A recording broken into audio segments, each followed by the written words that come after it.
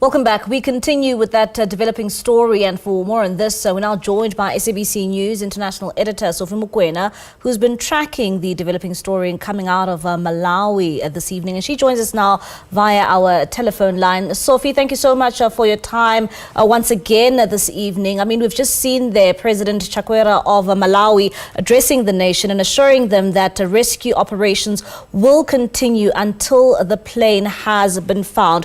What can you tell us at this stage?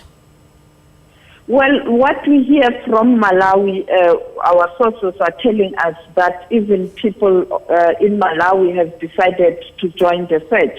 And as you heard, the president got information after there was no link or communication with that flight. And then he requested that they must immediately embark on a search. But he got information or update around 3 o'clock. And then the statement was released at 5 o'clock and now addressing the nation at 11 p.m. And therefore, I mean, the sense of urgency, that's what people are asking for. You know, I've just indicated earlier on that with Kenya, when that helicopter crashed, we got information on time, and the Kenyan authority were updating information hour by hour. And the same with Iran. When that helicopter got missing, they immediately informed the world about an incident. That is why countries such as Turkey and Russia were able to send the rescue teams there, even though it was a mountainous area.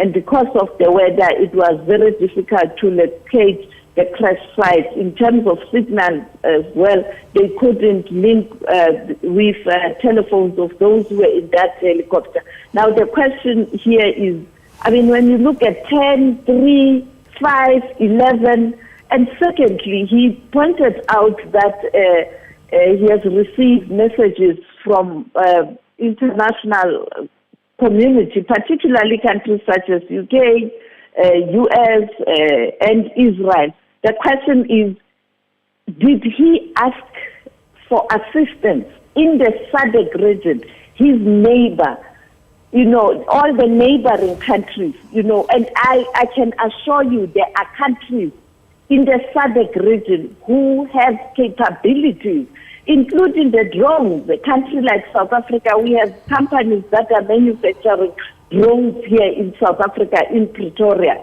So I'm just saying, yes, well and good, US, UK, Israel. What about the SADC region, the neighboring countries? Because it will be much easier for them to fly in quickly. In some countries, it will even take 45 minutes. Now, if you wait for the Americans, how many hours? If you wait for UK, how many hours? If you wait for Israel, how many hours? And I think the fact that he doesn't mention assistance that he's getting from the SADC region, this is a real problem, because we expect the SADC region to support each other. There's an organ on politics, defense, and security. And because this was a vice president, you would even think that he will quickly call the chair of the organ on politics, defense, and security. That is Hakainde Hichilema in Zambia. Hakainde will then get in touch with all the heads of state and government, seek assistance. The same with Angola, the current chair of SADC. And therefore, I think, I don't know. That's my view. Maybe I'm missing something, but I think the SADC region has got capacity and Sophie, to assist with the search. And Sophie, I was about to come to that. I mean, I heard him there talking about, you know, the help that they are receiving from first world nations, but no mention there as well from the SADC region. I mean, what do you make of it? Why wouldn't he first reach out to his SADC counterparts before he reaches out to the likes of the US for assistance in this nature? Maybe it's the trust issues, because, you know, these neighboring countries, sometimes they do pretend as if there are no issues when there are issues. And, I mean, but for me, what is strange is that Malawian troops are currently were in Cabo Delgado, and they were in the DRC. They are in the DRC as part of the SADC contingency. And therefore, I think, I think he's missing an opportunity to quickly get assistance from SADC. And I'm saying, Mbali, I know I've visited a company in Pretoria, in Centurion, that is manufacturing drones. South Africa has got capability. You know that with Iran, they had to use drones to get to the crash site.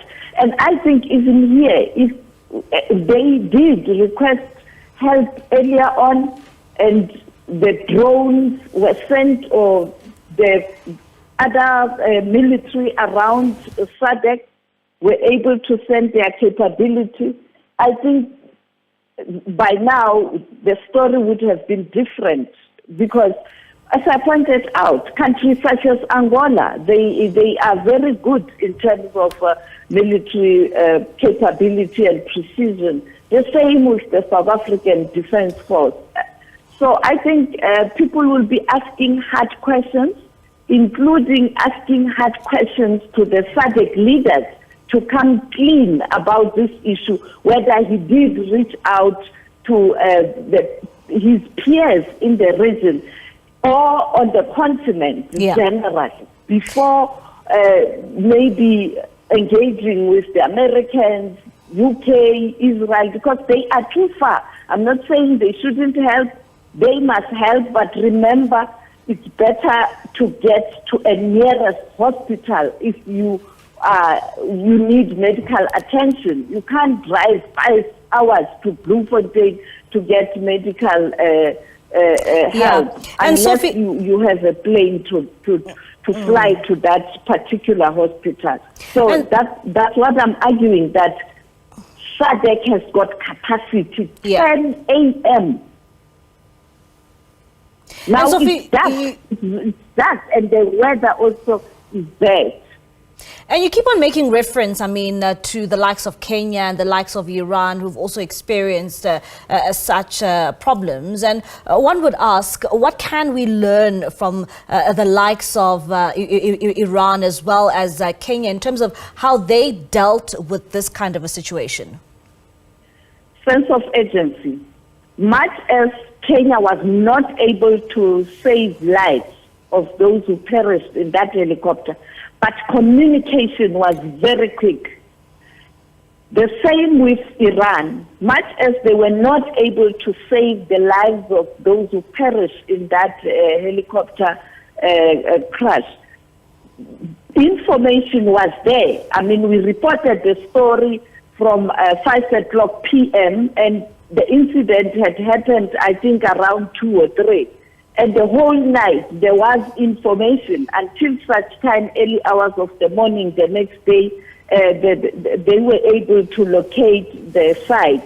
And I think that's what you have to learn. Be aware that if you delay, you are delaying help. In other words, even people whose lives can be saved, now they will be in danger because it's cold and maybe they are injured. And therefore, if you don't move with speed, you are just going to have a disaster. My sense of urgency, and with military, we talk about military precision.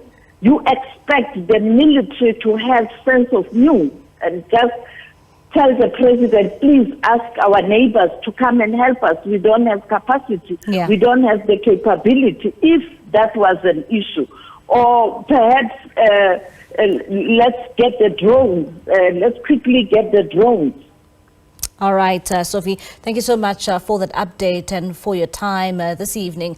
That's our international news editor, Sophie Mokoena, there, just giving us an update in terms of that address we have seen from the Malawian president, of course, talking about that missing plane. Of course, on that plane was the vice president of Malawi.